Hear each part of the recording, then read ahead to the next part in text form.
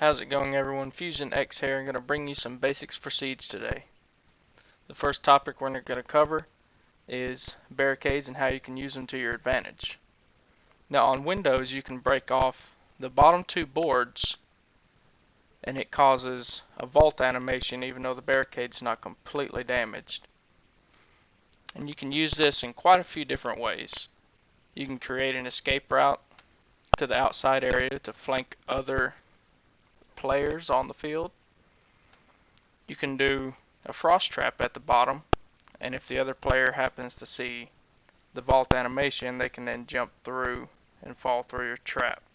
Same with Kapkan.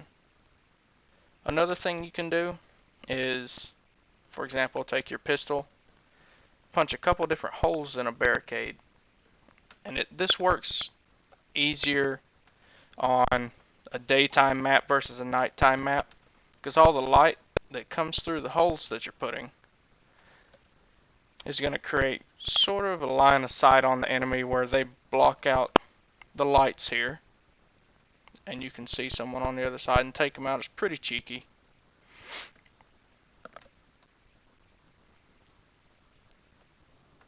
Now the next thing we're going to cover just real quick is the murder holes.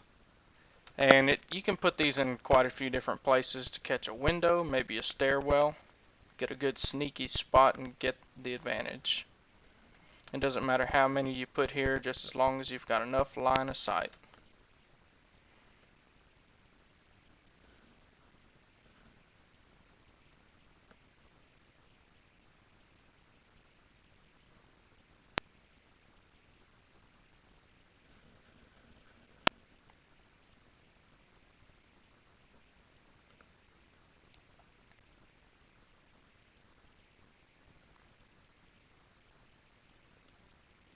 Alright, now the next thing we're going to be covering is reinforcements, where to use them and when.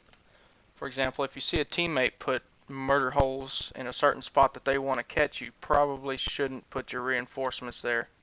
Chances are it's going to cut off line of sight of the enemy and give them the upper advantage. On other places that you can put a reinforcement, for example, is an outside area. I know House on this map doesn't necessarily have one, but Oregon, for example, if you're in the top room above the bar, there are 3 different spots that you can put your reinforcements to keep them from coming in. One is going to be in the objective room itself in the back corner. There's going to be a wall right before the weight room that you can reinforce, and then there's going to be one in the bank kind of area that keeps them from coming through and flanking you.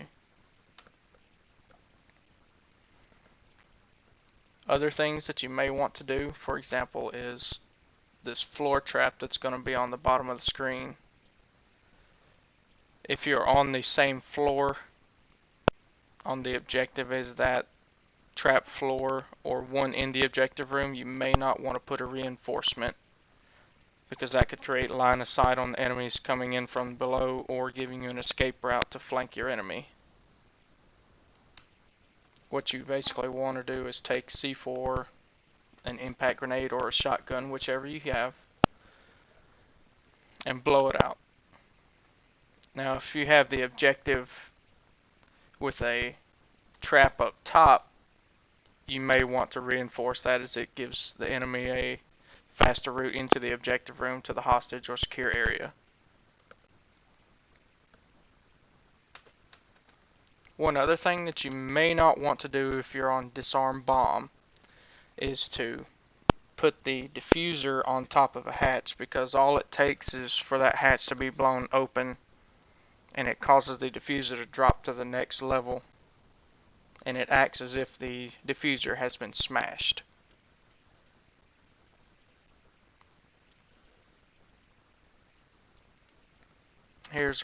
Isn't a perfect example of how to create a safe area for you, for your enemy, from the enemies rather, keeping you and possibly the hostage out of sight and any other players.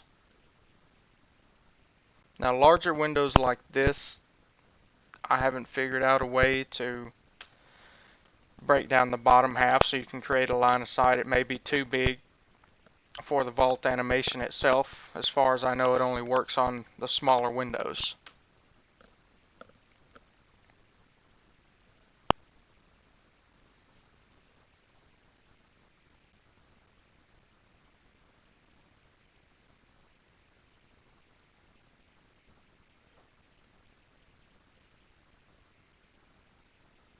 And again, you want to make sure that you break down the whole bottom section there of the two boards. If you don't, then the vault animation won't pop up. Something else to keep in mind if you do the vault animation through the barricade like this is if the enemy does happen to see that the vault animation is there and there's not a bear trap or Kapkan trap and you're not paying any attention, they can get the drop on you. But as you can see there, if they're not paying attention, it's a very easy flank option. There's various different ways that you can break down a barricade. This happens to be the fastest though. If you hit it 3 times, it's a loud enough noise where they're going to hear you and they're going to turn and get a headshot.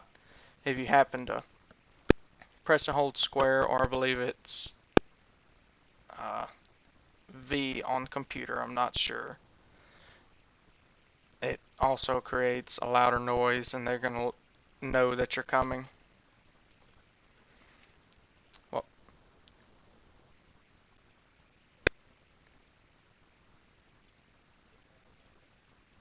thanks for watching everyone. I hope you enjoyed. Stay tuned daily. I'm going to be uploading at least one video a day, so you may catch something that you've never seen before. Have a good one, everyone. Take it easy.